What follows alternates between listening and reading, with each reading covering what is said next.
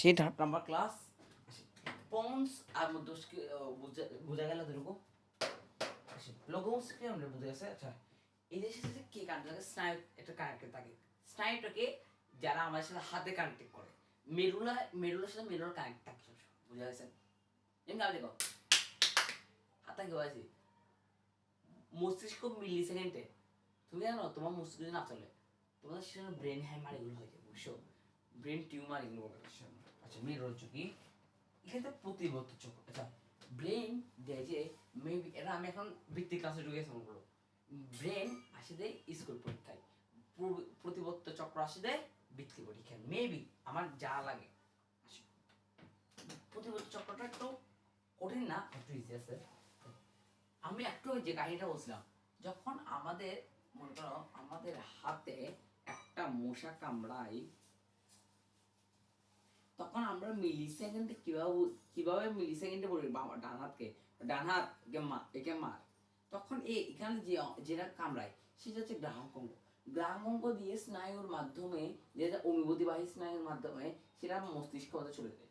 এই মস্তিষ্কের মধ্যে চলে যায়, মস্তিষ্ক আদেশ দেয়, যে কোনো আদেশ দেয় মারো, তখন এই ডান হেমিস্ফিয়ার এটা আস্তে আস্তে আনতে আনতে এই কাছে আনে, এবং যেটা আসে আজ্ঞাবাহী স্নায়ু আসে, এই আজ্ঞাবাহী স্নায়ুটা একে মারতে বলে, একে মারে একে মেরে ফেলে, বুঝা গেছে?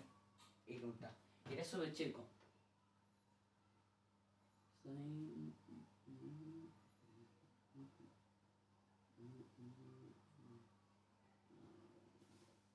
এখানে হচ্ছে তোমার এটা হচ্ছে স্নায়ু, এটা স্নায়ু, এটাও স্নায়ু, এটাও স্নায়ু, এখানে হচ্ছে বুঝা গেছে? আসে আসে এরপর রেশন তন্ত্র। এই আজকে আমরা 4টা শেষ করে আসছি। রেশন তন্ত্র বলে যে অঙ্গটি দ্বারা মানুষ তার ভিতরে সব ধরনের বর্জ্য পদার্থ নিষ্কাশন করে তাকে রেশন তন্ত্র বলে। সেটা রেশন তন্ত্র, যেমন আমাদের এরা বলে আমাদের মেইন গেট, সেটা হচ্ছে রেশন তন্ত্র। আমাদের ঘাম, আমরা বলি আমরা অতিরিক্ত পানি খেলে ঘাম বেরোয় না, আমরা এখন বেরোচ্ছে সেটা ঘাম, সেটা হচ্ছে কি রেশন তন্ত্র। মানে আমাদের যেগুলো ছেড়ে দিতে হয়, গাতে ছেড়ে দিতে হয়, তাহলে সেটা হচ্ছে কি আমাদের রেশন তন্ত্র। ঘাম, তারপর আমরা মূত্র বিসর্জন করি সেগুলো, বুঝা গেছে? ছবিটি তোমরা কিও।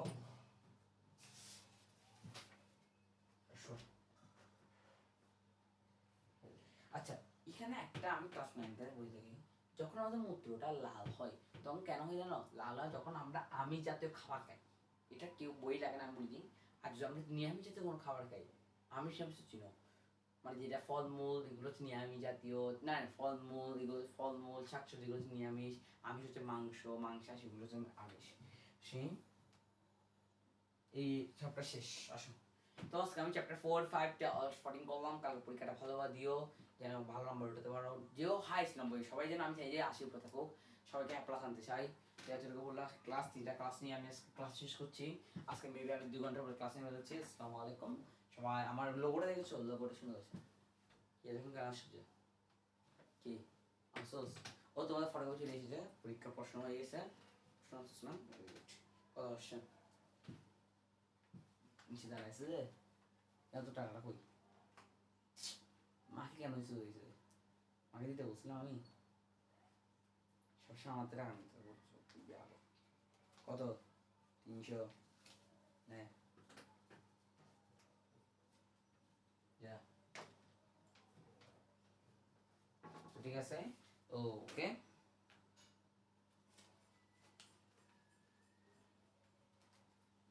এ 300 টাকা নিস